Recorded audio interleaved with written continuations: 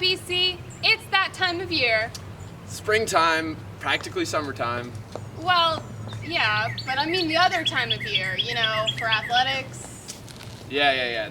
It's the time of year when we get to honor our athletic teams and individuals for some of their great accomplishments over the course of the last school year. I'm Logan Reese. Wait, he's Logan Reese. I'm Logan Reese. Yeah, and I'm Taylor Campbell. And we'd like to welcome you to the 2021 Leo Awards. Yeah, I did notice though, Taylor, you weren't nominated for anything this year, so what's up? Okay, well, in my defense, I don't play any sports here at EC, but you do, and I noticed that you weren't nominated either, so yeah. All right, moving on. Let's tell them about some of the categories for this year's awards. That's a good idea. Why don't you start us off with the first few? So some of the categories in this year's awards are Male and Female Biggest Upset, Record-Breaking Male and Female, Best Female and Male Newcomer, and several more. We also have Male and Female Team of the Year, Coach of the Year, Male and Female Athlete of the Year, and our Bill White Award recipients. Sounds like a pretty great lineup, and I cannot wait to see who won this year's awards. Yeah, me either, Logan. I'm sure Emmanuel can't wait as well. Well, Taylor, seeing as we are the voices of Emmanuel, they probably want to hear a little bit more from us first. We are, but I seriously doubt that. They've heard from us all year. They're probably a little sick of us by now. I'm Logan Reese on the conference thing. It gets a little old after a while. But we are graduating soon, so they don't have to put up with us much longer. That's true. All right. Let's get on with it and see who your nominees are for this year's Leo Awards. Yeah, let's go. So, without any further banter from us, we present to you the Leo Awards. What's up, BC? We are here for the Leo Awards first pre-show release today. My name's Taylor Campbell, and these are my co-hosts. I'm Brian Lowe. And Derek Herbert. And we're going to go through some of these nominees, and we're going to give you our debate for who we believe should win this award of biggest upset this year. So I think Brian's going to start us out today. All right, let me lay the table for you real quick. Your preseason finish as the women's cross-country team was 7th place. There's only, I think, 12 teams in our college, so there's 4 people that are not as good as them. And there's 6 others. But they came out, went to, I believe it was Mount Olive, and dominated the competition, beat their tails, kind of a thing. Now, Mount Olive and all the other teams have a lot more people than they do. We only have 5 runners, and all of them placed where they can be able to win. And the closest person to them was King with 12 points. So I believe if you predicted the finish, you proved the haters wrong, because the haters thought you were going to finish close to the bottom, but you finished at the top. I think that's a pretty big upset. Yeah, I agree. It was a great upset, but we need to talk about men's swimming this year. So men's swimming upset Georgia Tech, which in and of itself was kind of crazy because, here we are, Emmanuel College, and everybody knows Georgia Tech, and it's very recognizable. And Georgia and Georgia Tech, they're pretty famous for their swimming, so it was definitely a huge achievement. But not only did we defeat them, we royally upset these guys. We scored 937, and Georgia Tech had 348 points. So we outscored them by 600 points. We had 13 first-place finishes in this swim meet. So I think that these guys really, really deserve this award for the biggest upset this year. Those are all great points, beating Mount Olive and, things that's cool. Swimming, honestly, I don't understand swimming points, but I guess that's good. But we need to talk about men's basketball, defeating Stetson and Queens. All right, we'll start with Stetson. So for those who don't know, that was a guarantee game. A guarantee game is they're paying us a couple $1,000s to come down there so they can whoop us on ESPN. But that didn't happen. We dominated them, beat them on ESPN, took their money. Oh, and in the contract it was added they had to pay for our pizza after the end. That pizza was really, really good. That was a nice bus ride back. So defeated Stetson 64-61 on ESPN, and they're a good team. They were voted 3rd in the preseason in their conference in the Atlantic Sun. Then we got to talk about Queens. All right. I guess you can label it an upset for the simple fact that they are a national powerhouse in Division II. and it was our first time ever defeating them. But they're a top 20 team in the country. We technically, on paper, weren't supposed to win that game. But what do? We go to the national tournament, get the first round upset, and bring it back to championship spring. So that's why I think that men's basketball, with our victories over Stetson and Queens, should be the upsets of the year. I think you're a little biased there, Derek. To be honest, didn't want to say it, but Derek, this is what you said is true, but I think we're kind of forgetting about another big upset that we had. Now, I have a couple questions for you. When you were at Stetson and you were at Lincoln Memorial, was Coach Rosen the head coach? He was there, right? Yeah. The whole time. Yeah, Coaching it through. Coach the boys through. They were down, he drove some plays and did everything. The assistants and everything were doing their job. But here's the thing, I have a question for you. Would it be not more impressive for a team to win, not just win, but dominate without their head coach? Like, it's a team that they played earlier in the year and they were the ones that were beat like they stole something, ran off of their own court when doing things. And the game I'm talking about is the men's volleyball team playing Limestone. yeah. Coach Friddle was not there. James Friddle was not there, but the team came out and won 3 sets, 3-0, which is kind of a little difficult to do when you lost the first one, 1-3. Won 25-16, 25-15, and with a young team. This is an old veteran team. I know they got the Flying Hawaiian, and they got a couple thousand kill people. This is a pretty young team. They were down in that third set and came up and won it 29-27. So for me, this is me now, me being a coach. If my team pulls out a win, which is a team that they lost without me there, I think that's a pretty big upset. Yeah. Well, I guess we'll That's see like- later, you know?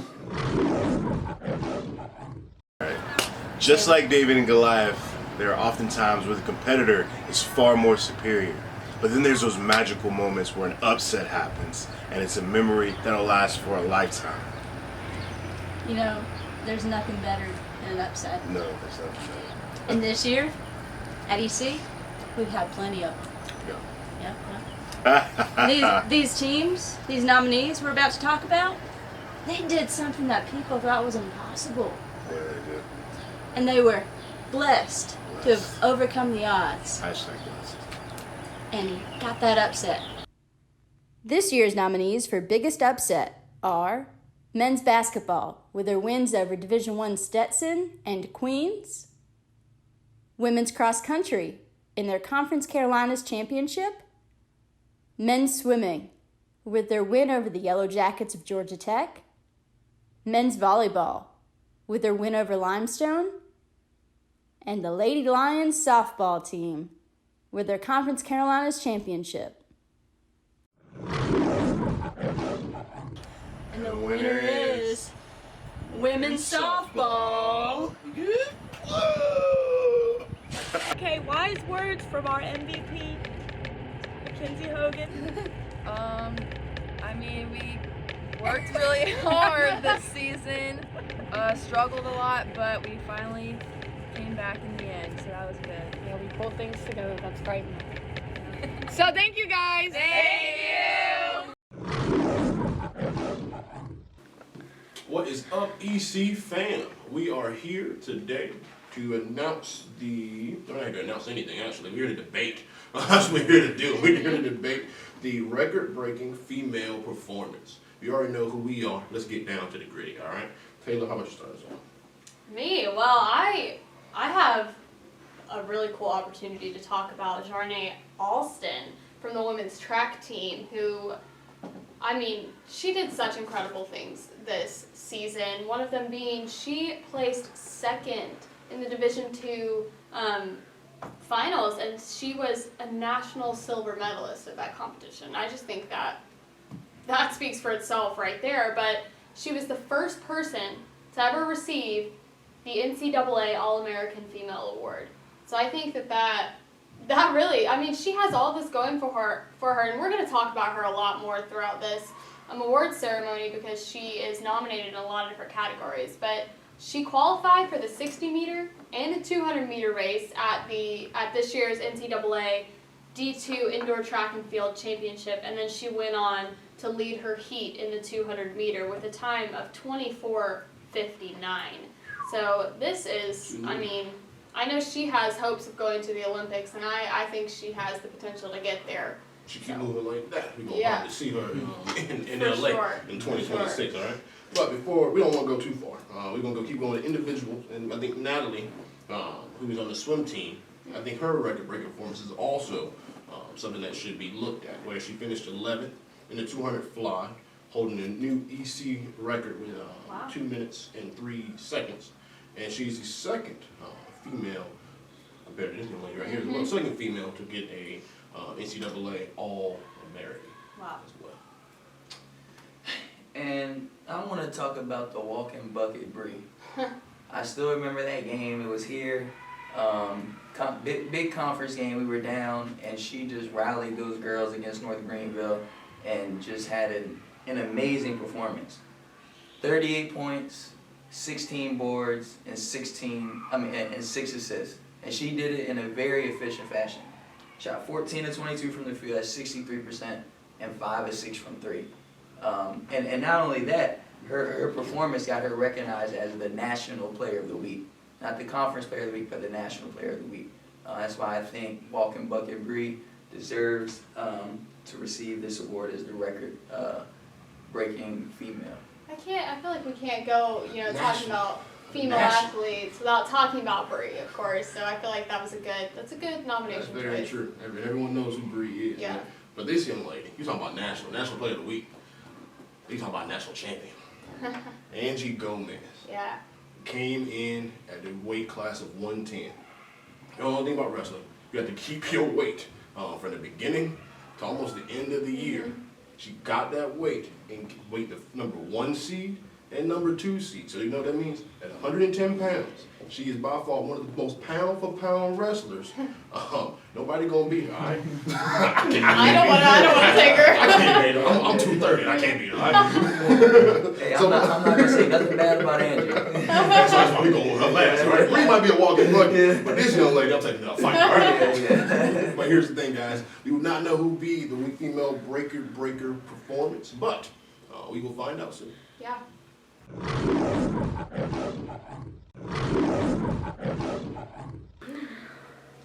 Hey, EC, welcome back to the Leo Awards pre-show debate that we have going on here today. Once again, I'm Taylor Campbell, and these are my co-hosts. Brian Lowe. And Derek Herbert. And today we're going to be debating a little bit about the record-breaking performance for the male athletes here at Emmanuel. So I think I want to start us out today by talking about clay target shooting Colton Evans. Now, I don't know if you guys know about Colton, but he won the National Clay Target Championship. But not only did he do that, so Colton travels to North Carolina with the team. Everybody else, getting ready, everybody's shooting pretty well. Colton shoots 100 shots. He goes 100 for 100. 100%. Can you imagine? Like, I can't even, what in the world? That's insane. That's perfect.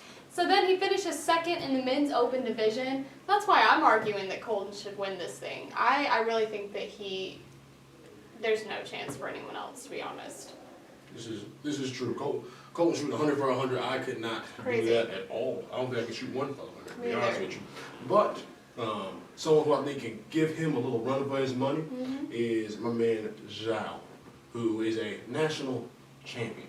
And now when I say national champion in swimming, now clay target shooting, if I shoot the wrong person, I'm going to jail. But for swimming is a very dangerous sport. The reason why I say swimming is a very dangerous sport, so let's say I do bad. I drown, I'm gone. Whoa. That ain't like basketball. I roll my ankle. I can keep on going. It's like worst case scenario. It's like other kind of sports kind of thing. But fighting and swimming are very dangerous sports. Yeah. And my man is the #1. Any broke a record, being the #1 national champion in the breaststroke. Nobody better than him. So I say that my man Colton did a good job, but I think my man right here has a good opportunity on winning this as well. Okay. All right, they're taking shots at basketball, so I'm gonna just say this: they're competing against targets and against water.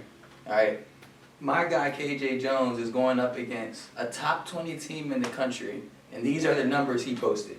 That's All fair. right, 28 points, 13 rebounds, 5 assists, 5 steals.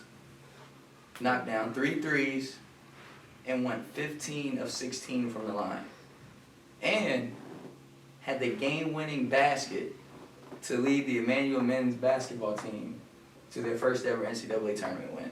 All right. Nothing else up to say. Let stats speak for themselves on Stats that speak for one. themselves, but here's the thing though.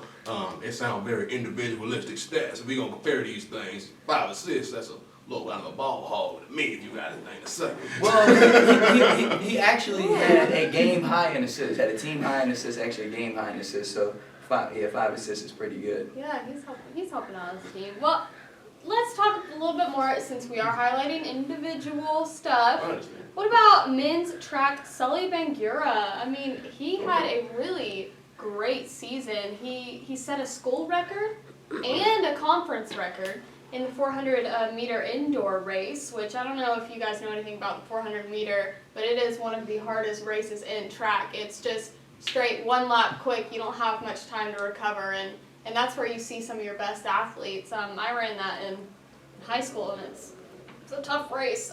Wouldn't recommend it. Repeat the time for that again. He ran it in 46 seconds, 46.7 seconds. That's Full lap around the insane. track, under a minute. Yeah, a full lap around the track in under a minute. So he set a new school record and a conference record for that, and then that led him to place first in the conference championship in that race. So I think that he's in the running for this award, and I think he could potentially win that. I think that's a good chance for him. Well, we will see who actually wins this award. Coming up soon.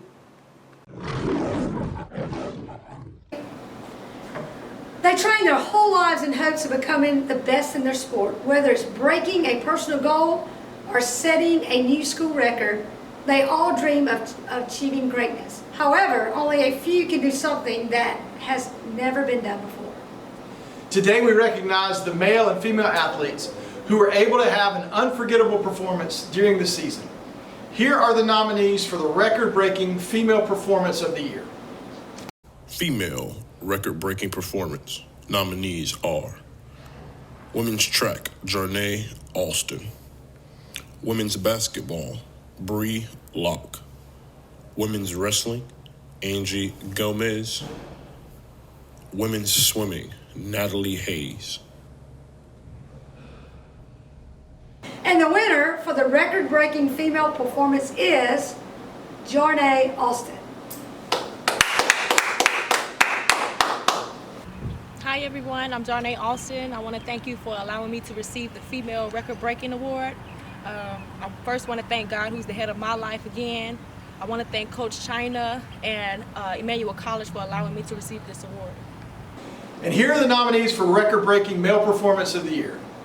Nominees are for the male record-breaking performance: João de Santos, men's swimming; KJ Jones, men's basketball; Colton Evans, clay target; or Sully Bangura, men's track. Hey y'all, I'm here to thank you for being nominated and winning the break performance of the year.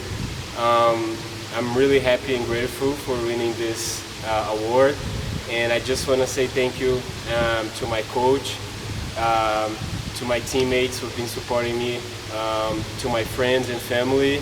I couldn't done this without your help, and I'm really grateful for that. Thank you. What's up, Lion Nation? Welcome to the pre-show for the Leo Awards. I'm sure you guys know us by now. We're going to dive right in. We got the best female newcomer. And the first nominee that I want to present to you guys is Amelia Dingwall. Some of you may know her as Millie, coming all the way from England. And Millie has came in and made her mark at EC. She's one of the best defenders on the women's soccer team, and this is as a true freshman. Coming as a true freshman, she had 2 shots and 2 goals as a defender this year. I mean, that's huge. As a defender to have those numbers, that's big time. And she helped lead our women's soccer team to a number 5 ranking in the conference. So Millie, great job, keep it up. Yeah, I mean, that's great as a defender to be doing that, but let's talk about an offensive player from women's volleyball, and that's Emily Hansen. She's a true freshman, or as the volleyball team likes to refer to her as Trigger. I mean, she comes in, snap, snap, snap. They know she's coming. So Emily is a 6'1" freshman from Locust Grove, and she plays middle, and that's a hard position to play, and she is good at it. So in this whole season, she played 59 sets total, which is a lot for women's volleyball. That's pretty much playing every game that they played. And throughout those sets, she had 123 total kills. I'll just let that sit out there. But she had 30 blocks as a middle, and 7 of those were solo blocks, which is a really hard thing to do, to get that solo block by yourself. So she led the team to scoring 142 points through her trigger hand, and she's so much fun to watch, and she's fun to see interact with the other girls on the team, and she's just brought a lot of energy and a lot of chemistry to the women's volleyball team, and I think she's going to be a great addition for years to come. So I'm excited that she's on this list. That's awesome. That's very, and she is an exciting player to watch. But the thing is that Jarnay hit the ground running, so you can see her. But she is, you won't be able to see this young lady. She's moving. We already talked about how she finished second in the D2 Indoor Nationals, being one of the first few people for the female to become an All-American aspect of things. She also qualified in the 60-meter and the 200-meter in the 2021 NCAA Division II Indoor Track and Field. She got Conference Athlete of the Year twice. The thing is this, though, she came out being a newcomer, someone coming in fresh into EC and being someone who dominates not just our school, but also the conference kind of thing. And she brought her team up kind of a thing, but this young lady legitimately brought her team up in the rankings when it comes to these things. And I want to save the best for last. Oh. Mrs. Bethany High. All right. And I think in any sport, anytime you can represent your country, I think that's, like the peak of that sport, when you can represent your country. And Miss Bethany did that. She competed in the USA Shooting Junior Olympic World Championship team. And not only did she compete, she finished second place, earning a silver medal on the Junior World Olympic team. So I think that speaks for herself. I mean, she got, to compete in the Olympics, on the junior national team. That's why I think Bethany has been a huge addition to EC. And I think, she should definitely be highly considered for this award. Yeah, I think this is going to be a tight race. I'm really excited to see the outcome of this one.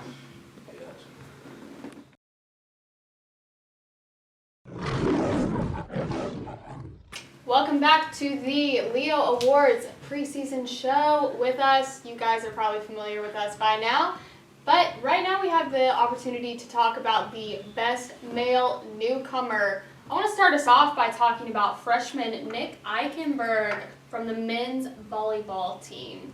Now Nick plays libero, and I would argue that that's one of the most difficult positions to play on the court, because you always have to be in a position of defense, and you're in that back row, and you have, especially in men's volleyball, it's coming at you fast. Those men are hitting hard. I don't know if you've ever seen a game, but they are just hand to floor, and it's kind of crazy. So that being said, Nick had 131 defensive digs, just, balls coming at him, and he's picking back up defensively and setting the team up for some points, and I think that is an outstanding statistic. And he had 33 assists as a libero. Usually the setter is credited with most of the assists, and I think it's pretty cool to see this libero hopping in there and getting some of those assists. And he played a total of 82 sets this season, and that just sounds like he needs to take a nap right now, because he played a lot.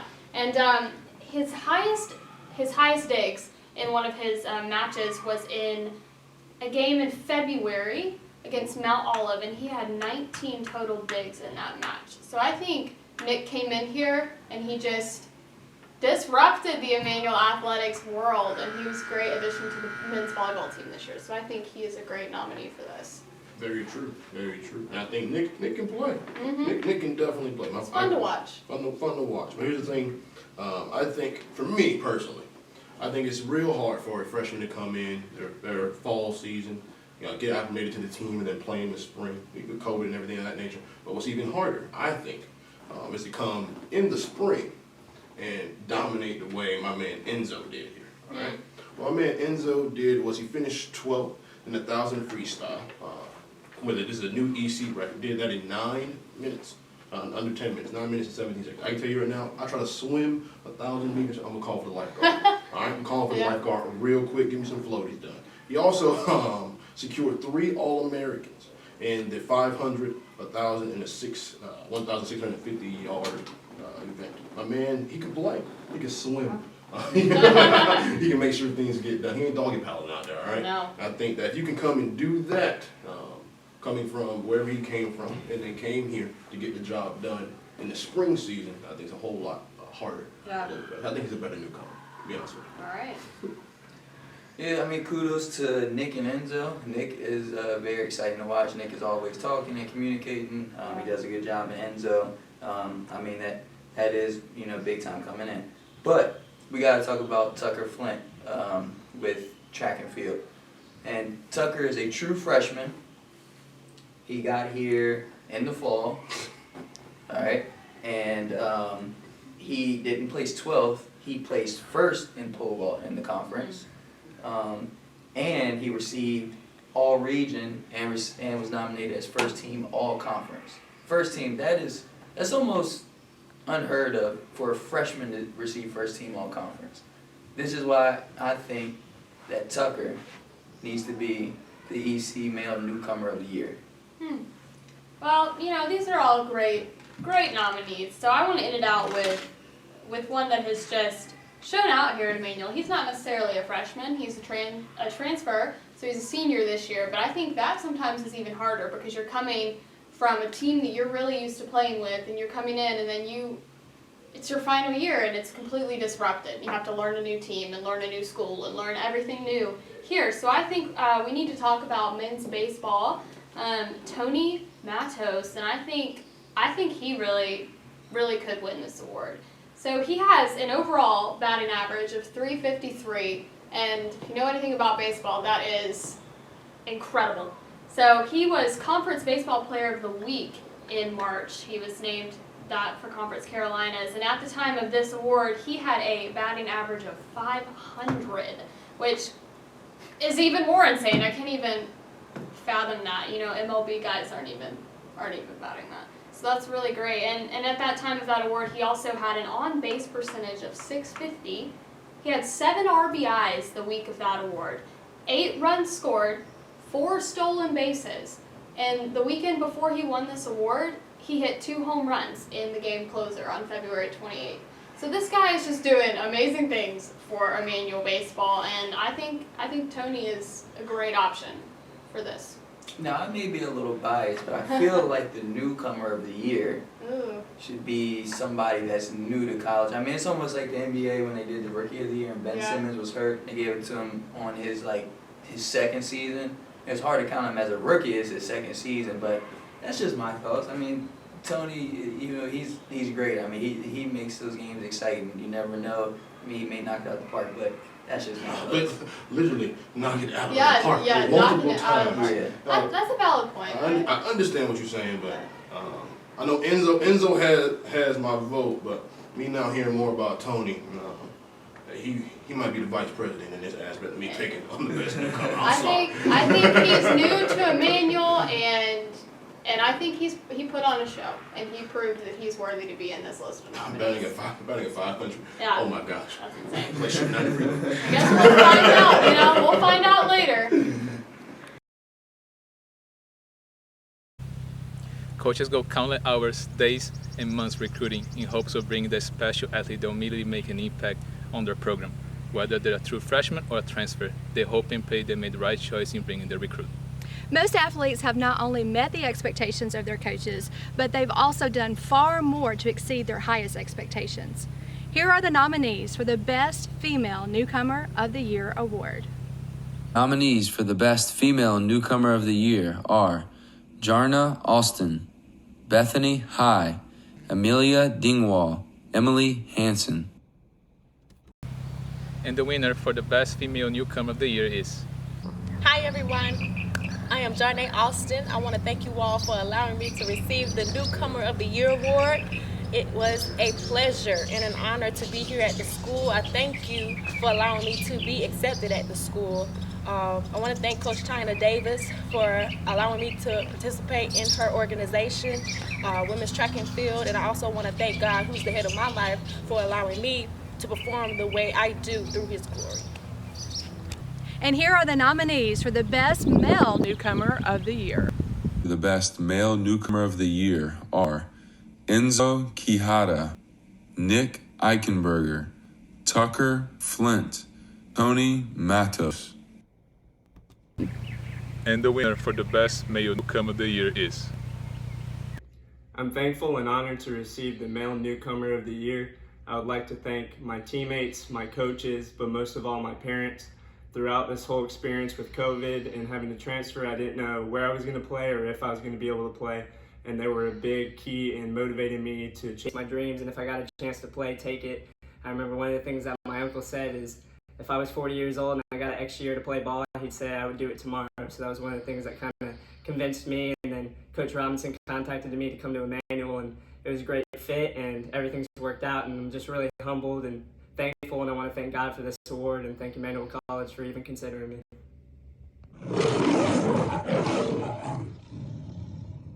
What is up, EC fam?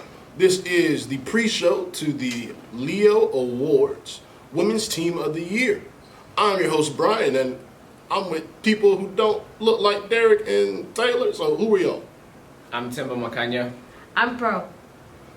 And I'm going to start us off with the Best Women's Team of the Year, and I think consistency is a key to success in life. If you want to be consistent in the classroom or be consistent on the field, and I think one of the most consistent teams we have on campus is the women's volleyball team. Finishing with a 10-5 overall record, 8-2 in conference, ended third in conference, but first in all conference. Now, people might say, one person winning first team all conference. Now, other people might throw a little flag on the play and be like, Brian, they didn't win conference. How are they going to be considered team of the year? Kind of a thing. But my thing is, you can't knock somebody for consistency. I'm sorry that they gonna finish top. I bet they finished top 3. Whoa, I feel that's a big step. Being consistent. They got the 2 rings already. Being consistent, I think, is a big thing. But them having a couple people out through injury and things of that nature, and them still finishing in that top 3 in women's volleyball, I think you got to be able to hold their hat on that. I don't want you guys to overlook that team. Who do you think should be considered? Not trying to be biased or anything, but I think the women's tennis team deserves this award. Bias. Super bias. Okay, I defend myself by saying they won the regular season championship, going with 9-1 overall in the conference. Alejandra was selected first team all conference, and she dropped 1 match in the regular season, playing singles number 2. And I also think Maria as well made it to the second team of all conference. And also they have 2 prestigious awards occupied by Selena and Marta, being the members of the Alpha Chi National College Honor Society. Those are impressive and elite awards that they've got with their team. That's true. Playing 1 and 2 singles is tough. Yeah. So I'll give that to them. Especially as a freshman, because I was once in that position coming in as well. So yeah, but you want to lose 1 set? but we can't overlook about consistency. We got to look at women's basketball's consistency. I mean, they went 13-4 overall and went 11-3 in conference, and they also ended third in their conference, which, you know, that's still pretty good too. They had 1 player, everyone knows Bree Locke. She won National Athlete of the Week and was Conference Carolina Player of the Week twice, and ended up becoming an All-American too. I mean, that's pretty impressive for one person in in a team, you know? I mean, she ain't like KJ Jones, but she's still right there. Yeah. And two of their players ended as all conference players, like Bree, obviously, and Jasmine Allen, too. And they also got one person nominated at the Murphy Osborne Award, and that's a really prestigious award for academics. Not only Hope was a great player on the court, she's also pretty smart, too. So I could say women's basketball could win this award, too. This is true. Who else should we be considering, though? Okay. On the other hand, I think women's cross country, 7th in the season pre-tab, won by 24 points, 13 points ahead of the second team, and their average was 21 minutes and 37 to complete 3.2 miles, which is very impressive. Pretty fast. And all the runners finished in the top 20. And also on the other hand, 2 received first team all conference and 3 received third team all conference. And Dr. Wilson received coach of the year. And I think also another big accomplishment is the first team conference championship in cross country history, which is something big for them. Yeah, very true. Very, very, very true.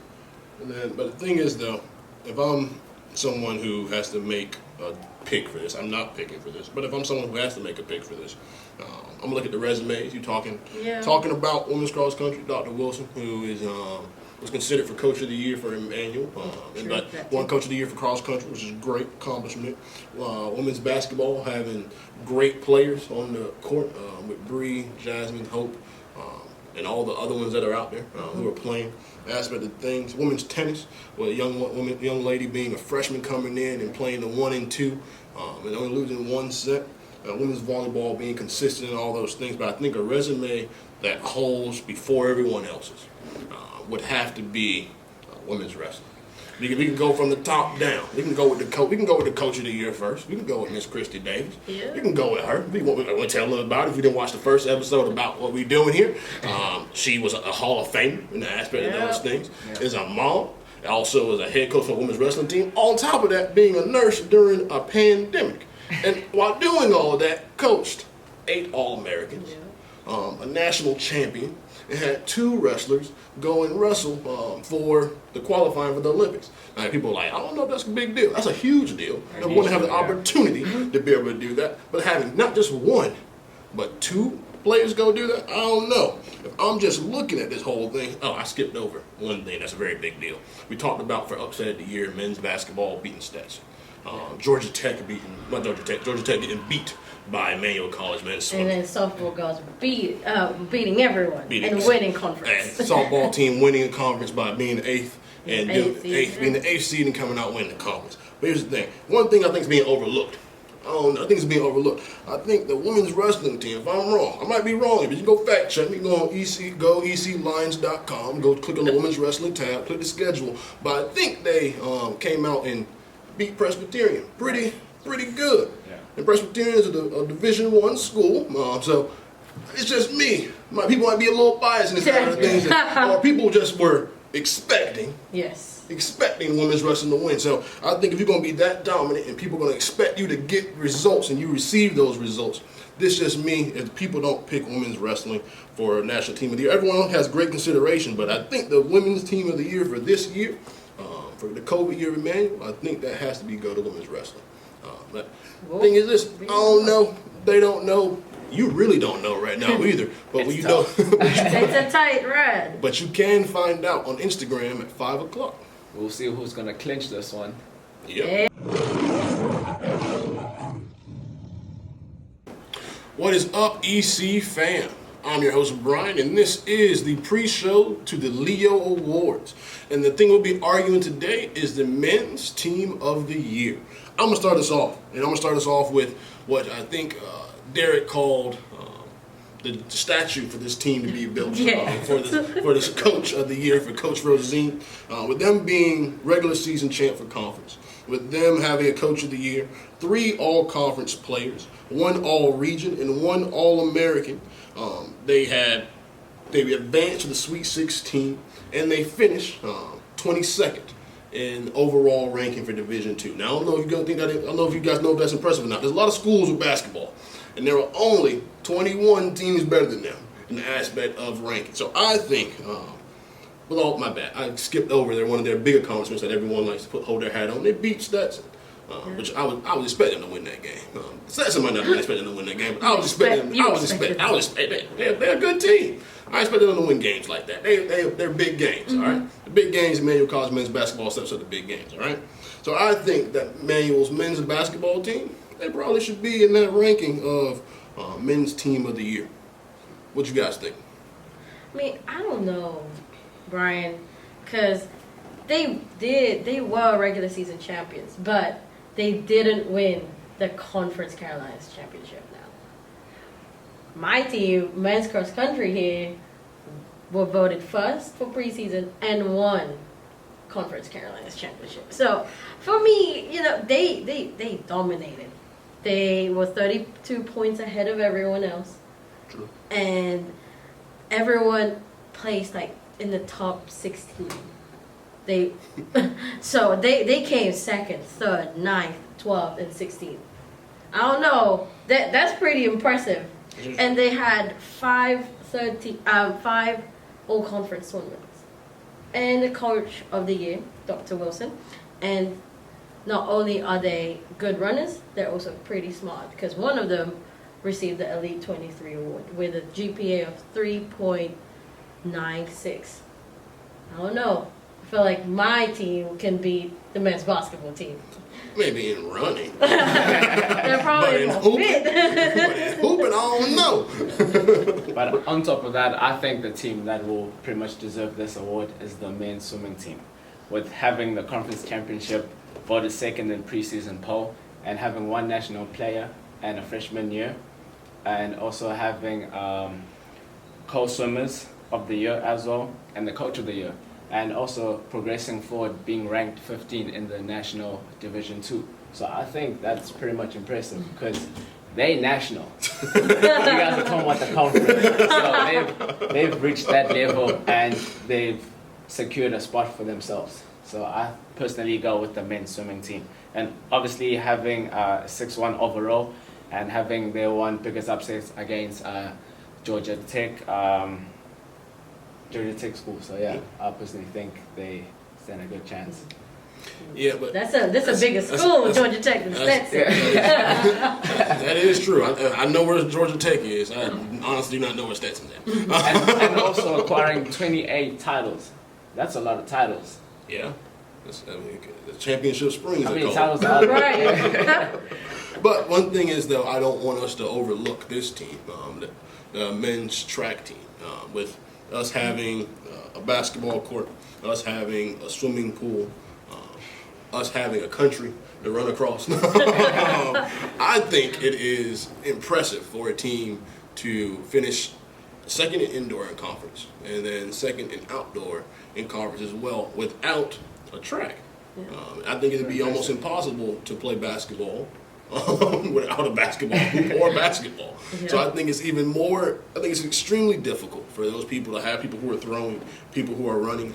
I don't know how you measure a 400 meters in a parking lot. I don't think that's good for the knees. Right.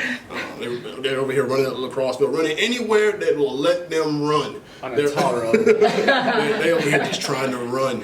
And the thing is, they're running and succeeding. So just think about it. If they even get a track, whew, I'm nervous about it, but they're finishing second without a track.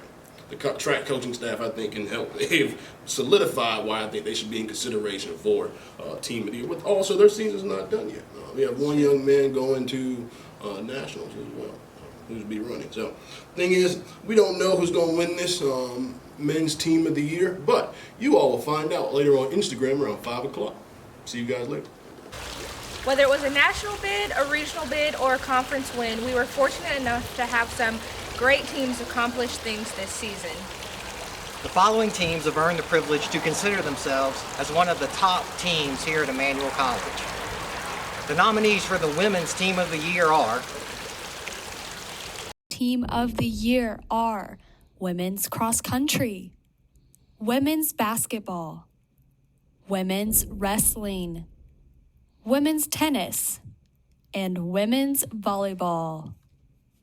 And the winner for Women's Team of the Year is Women's Wrestling. Thanks to everybody who supported us throughout the season. Thanks, everybody! And the nominees for the Men's Team of the Year are...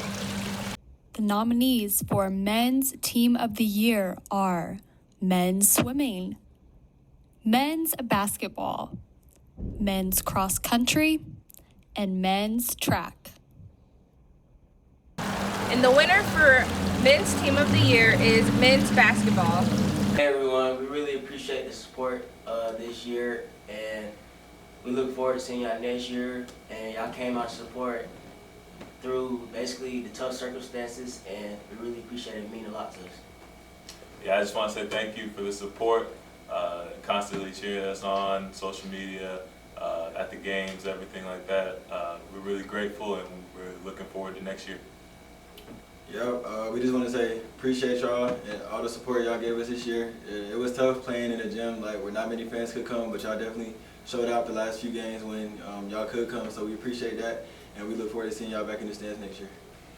Big shout out to y'all for coming out this year. I know it was hard with COVID, so I really appreciate all y'all support and everything y'all did. Like all of them said, thank you for coming out through the COVID year and supporting us. Can't wait to see y'all next year, but this is only the beginning. Keep watching. Stay tuned. What is up, EC fam? I am Brian Little, and I am doing the pre-show of the Leo Awards alongside with... I'm Taylor Campbell. And my name is Derek Herbert. What the pre-show will be holding together is a debate of who deserves to win all of these different awards. We all have our opinions, and now we will get to hear what the opinions are today. Derek, start us out.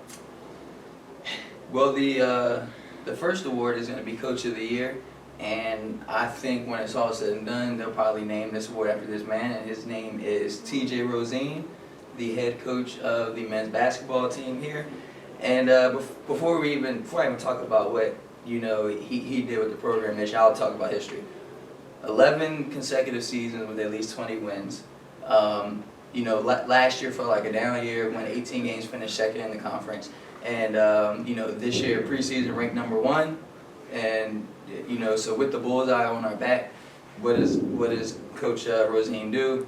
Led us to regular season championship, led us to a win over a Division I opponent, and led the team to our first ever NCAA National Tournament victory, and ultimately led us to the Sweet 16. So that is why I think Coach Rosen should be the Coach of the Year. Yeah, I mean, Rosen's great, Derek, but can we take a minute, guys? I know you'll agree that Coach Christy Davis with women's wrestling is really just, she's a rock star. I mean, she's a she's in the National Wrestling Hall of Fame, for one, just to throw that out there. If you don't think that she by herself as a nurse and a wrestling coach is cool enough, she's a Hall of Famer. She was an Olympic wrestler. She won the James Cook Memorial Athlete of the Year 5 times. So none of our other coaches really have anything on her. But this year specifically, she led the team. They were 3rd in nationals. Gomez won 1st place for nationals. And then she had 8 All-American wrestlers. And so I think, with all of that being said, and they absolutely obliterated Presbyterian and Liberty University, just massive universities, I think that Coach Christy Davis is really the forerunner for this. I hear what both of you are saying. Coach Rosen might get this award named after him. Coach Christy can beat everybody up 2 times. And then also probably get them back together because she's a nurse and also being phenomenal. It's phenomenal, everything she do. But I think you guys are forgetting the power couple of Rick and Mary Wilson. And here's the reason why I say that. First, let's just go with Rick Wilson. While he's also a professor, he's a professor, making sure people are making how to do their kinesiology type things. He also led the cross-country team to be a 1st place winner. Here's the thing, they were predicted to go first. You know how hard it is to be predicted, like you said, to be predicted to go first, and they came out and won it. Now, for Mrs. Wilson, they were predicted to go 7. They didn't have many teams in our conference. All got cross-country, they were predicted to go 7. They finished 8th last year, predicted to go 7, And they came out and obliterated, won, dominated. Now everything y'all saying is great, but I've seen all y'all practices. I've seen the Wilson's practices, when their practices are, each practice is individually based. Each person, so I got 9 male athletes, 5 female athletes, each person getting an individual workout and that type of thing, and that they led them to the first conference championship. Y'all sleeping on the Wilsons. Do not sleep on these people. Now, Coach Rosen, great man. Miss Christy, great woman. They by themselves. The Wilsons, yeah, that's a power couple right there. They deserve to be, everything y'all named past accolades. Y'all did some things, y'all did some cool things this year. That's past things. This year right here, the Wilsons, I think Miss Mary Wilson technically deserves a little bit more from Mr. Rick. But I'm putting them together. The Wilsons deserve to be Coach of the Year. And I think flat out. Hey, well, we'll see later, you know. We'll see. We'll see. Here at Emmanuel, we are blessed to have an amazing group of coaches who pour into the lives of their students daily. The ability to coach, mentor, and lead young men and women while balancing everyday struggles of their own is not an easy task. This year was an exceptional year with multiple coaches achieving great success. The following coaches were able to lead their teams to some of the highest levels that Emmanuel has ever seen and defeat the odds against them. Here are the nominees for Coach of the Year. For the Coach of the Year of 2021, Mary Wilson, head coach of the women's cross-country team. Rook Wilson, head coach of the men's cross-country team. TJ Rosen, head men's basketball coach. Or Christy Davis, head coach of the women's wrestling team. And the winner for Coach of the Year is Coach Rick Wilson, Coach Mary Wilson. Thank you so much for your support of the cross-country teams. We appreciate your vote and EC Pride. And we would also like to just thank both of our teams for their hard work and for all their commitment, because without them, no one receives awards. And thank you, Emmanuel College. Hey EC Lion fam, we are back with another exciting debate today, and we get to talk about the Male Athlete of the Year. This is a really exciting category with some nominees that we've been talking about really all show. So I think Brian's going to get us started. Who do you have for us? For me, I think this young man, Sully, who always see him working, always see him rehab, always making sure that he's at the top peak of his performance. And he showed us this, because right now he is currently ranked second in the 400 meter in national. I think we already talked about how hard the 400 meter is, kind of thing, but to be able to do it and be ranked second right now, I think that's pretty doggone good. And also what he did for conference, he was Conference Player of the Week twice. He's also twice an all-region for indoor, in the indoor for 400 and also by the 4x4.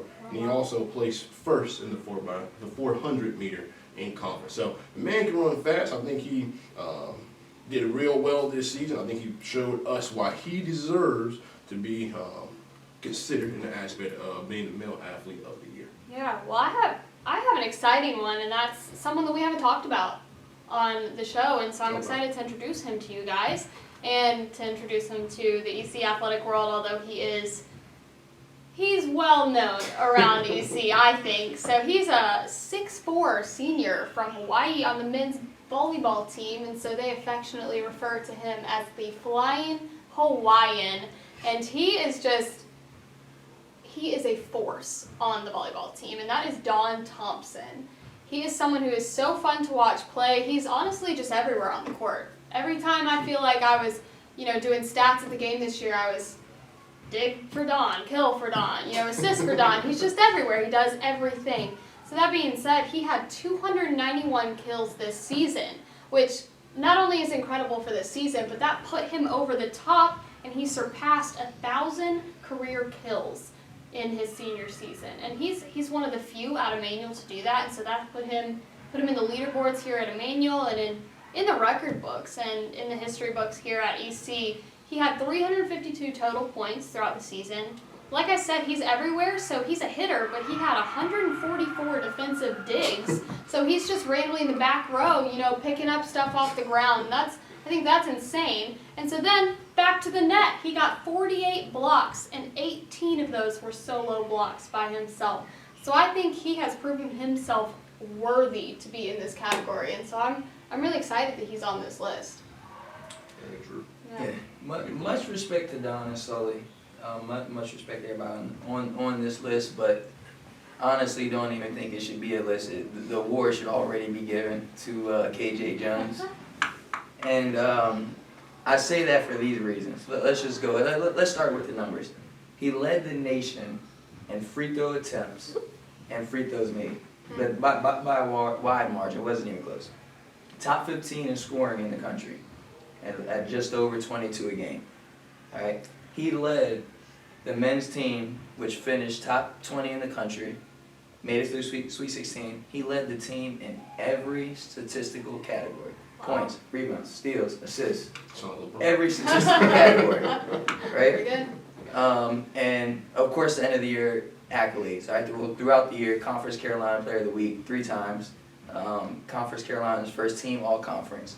Conference Carolina's Player of the Year. All region, which is in one of the best regions in the country, and he was the first ever NCAA men's basketball All-American. He was only one of 3 sophomores on that list. And I can add on top of that, he's a 4.0 student. So I think when it's all said and done, they might have a KJ Jones and TJ Rosen statue in front of Shaw Athletic Center. Yeah, that's pretty impressive for a sophomore. This is pretty impressive. This is pretty impressive. And Derek, we already knew when we said male athlete of the year, we already know we were going with KJ Jones. We knew that was going to happen. And now when you say that, you speaking from the heart because you worked out with KJ, you trained KJ, you probably cried on your shoulder a little bit when doing that. So I understand that. Him being, 15 top scorer. And here's the thing, I don't want to sound like a hater. I'm not a hater. I love basketball, I love football, I love sports when it comes to things. But my thing is, as an athlete, our goal is to, as coaches, we tell people to want to improve. And our goal is to win a title. And the best thing to do is win a national title, I think. And we already know João dos Santos did that. He won a national title. And what that means then is that there is, in the 100 breaststroke, there ain't nobody better than him. For him 15 or with Sully being second. Right now, with Dom doing all these different kills of that nature, right now, for my man, there ain't nobody better than him. And I think if you lead your team to beat Georgia Tech, KJ led his team to beat Queens and Stetson, which are both great things, but I don't know Stetson like that. I say Georgia Tech, everybody knows Georgia Tech. Right. People go to Georgia Tech, they're some smart people up there. All right, you beat the geniuses up there, and then you over here going through the nationals and not letting anybody beat you in the breaststroke. I know. Kind of a thing. And then you could put the TJ statue up there, but my man, João, he gonna have him a statue up there too. He gonna be up there, and we have a little pool right there too. All right, so they're gonna have statues for KJ and TJ, but my man, the swim team can hold their own up there. All right? Hey, I think all of them deserve statues. Truly, these male athletes really showed out this year. Once again, I'm very glad that I am not the person making this decision. Very true about that, my friend. Yeah, so we'll see. It's gonna be a close race for this one.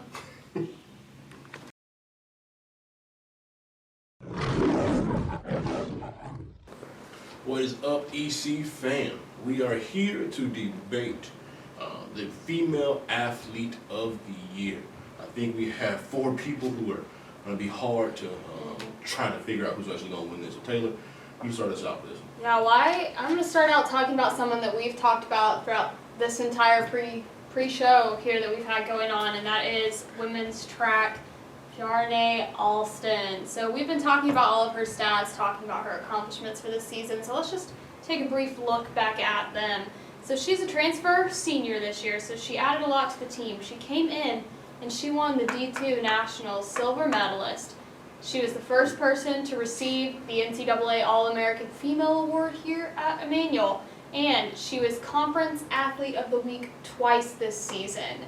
So we've been talking about her a lot, and she is just really, really qualified for this nomination. I think she has great potential to win this. I think so. I definitely believe that. Yeah. That's definitely true. And then someone we've also mentioned a couple times, Angie Gomez for the women's wrestling team. And we talked about how she has dominated her way to the finals. She didn't just win a little bit, she dominated, being the #1 wrestler at the 110 weight class. And one thing we did not mention, I did not mention this on purpose, kind of a thing, just a little thing up the sleeve a little bit on this aspect of things. We talk about people who qualify for the Junior Olympics, who have Olympic aspirations. But wrestling is one of the hardest things to go to for the Olympics, and she made it to be one of those top 16 people to wrestle to try to go to Japan in that aspect of things. So I think everyone here has done great things, but for me, I might be biased in this aspect of things. But I think Angie Gomez might be the female athlete of the year, being a national champion, after being a national champion, going on, and then like, I'm trying to wrestle for my country too. Might as well keep on going, kind of a thing. But that's who I think she would. That's good. Angie and Jarnay have done some spectacular things. I think everybody on this list is amazing in their own way. But we cannot forget about the senior Hannah Lowe with women's soccer. Hannah has been amazing for Emmanuel. She's from Pennsylvania. She finished this year first team all conference, and she is number 5 in goals scored in all of NCAA Division II. That's amazing. And not only is she number 5 in goals, she's top 10 in game-winning goals. So not only is she a big-time scorer, but she's clutch as well. She's got ice in her veins. She's clutch. And Hannah is also a spectacular student, nearly a 4.0 GPA. That's why I think Hannah just embodies what we want our student athletes to be, and I think she should be very much in the mix for this award. Yeah, well, we were talking about, all of these D2 awards, but I want to go back to the Olympic thing. I just think that's so cool that when one of our athletes qualifies for the Olympic. I mean, are you kidding? We have Olympic athletes here, so we talked about her before, but I want to bring her up again, and that's clay target shooting Bethany High. Just to, repeat some of the stuff that we talked about earlier, she went to compete in the USA shooting Junior Olympic World Championship team selection round. And not only did she go and she qualified to compete for this, but she won second. She got a silver medalist at the USA qualifying round, so now she has earned a spot on the elite Junior Olympic World team. So she'll go on, she'll compete for that title, and I just think that right there places her at the top of this list. So like you said earlier, this is going to be a tough one. I don't know who's making these decisions, but I'm glad it's not me, to be honest. I'm so happy we ain't got it. Hey Matt, throw the ball. We're working on my ball handling skills, see if I can get nominated for Athlete of the Year next year. What's that? Well, not sure about that, but we'll worry about that next year. But as of this year, we have a ton of great athletes who went above and beyond the call of what their positions meant for them and for their team. And as always, they rose to the occasion and went above expectations. The following athletes fully committed themselves this past year to give us some of the best performances in the history of Emmanuel College athletics. The nominees for Female Athlete of the Year are... For Female Athlete of the Year, from women's track and field, Jarnay Alston. From women's wrestling, Angie Gomez. From women's soccer, Hannah Logue. And from clay target, Bethany High. And the winner for Female Athlete of the Year is Angie Gomez. Congratulations, Angie. I just want to thank everyone that supported me. I want to thank my coaches, my parents, and I want to thank my teammates a lot because they've been there with me through it all. It just feels amazing to be a national champ because I've dreamed about this since I was like 11 years old, and now that I won it, like it just makes me happy. It makes me feel like and made my parents like really proud, because that was just my goal. Now the nominees for Male Athlete of the Year are... Your nominees for Male Athlete of the Year. From men's swimming, Joao dos Santos. From men's basketball, K.J. Jones. From men's track and field, Sully Bangura. And from men's volleyball, Don the Flying Hawaiian Thompson. And the winner of Male Athlete of the Year is KJ Jones. Congratulations, KJ. Good job, KJ. I just want to start off by saying thank you. I really appreciate, all the votes that were given to me for this award. It means a lot. I definitely couldn't have done it without my teammates and my coaches. This is the team game, and we all play for each other. So I just want to thank, like I said, my coaches and my teammates and all the support we got throughout the year. It was a tough year, but we pushed through. And like I said, I just want to thank y'all again for voting for me, and we'll be back and do bigger and better things next year. Stay tuned. Each year, we honor a male and female student athlete with the Bill White Award. The Bill White Athletic Award is given to a male and female student athlete who has contributed to their athletic programs by their outstanding leadership and academic excellence. Named in honor of Coach Bill White, who established and coached the first intercollegiate basketball team at Emmanuel, this award signifies the highest honor a student athlete can receive at Emmanuel College. Bill White Award recipients are enshrined in the Athletic Center on the award wall. To introduce this year's female Bill White Award winner, we'll hear from our women's soccer coach, Nate Harrell. And to introduce this year's male Bill White Award winner, we'll hear from our men's wrestling coach, Coach Link Davis. Today we're giving the Bill White Award for male. The recipient of this award has been a great leader on our wrestling team. He has led FCA groups and Bible studies. On campus, he has been part of the SAC and the president of the FCA. Along in our community, helping with special needs children, along with our Easter egg hunts that we have, collecting toys and clothes for unfortunate children. He has also been academic All-American for us the last 2 or 3 years. And all this why he has worked to be a student teacher. And he's going to be a great history teacher and a coach. I'd like to present this award to Seth Bell.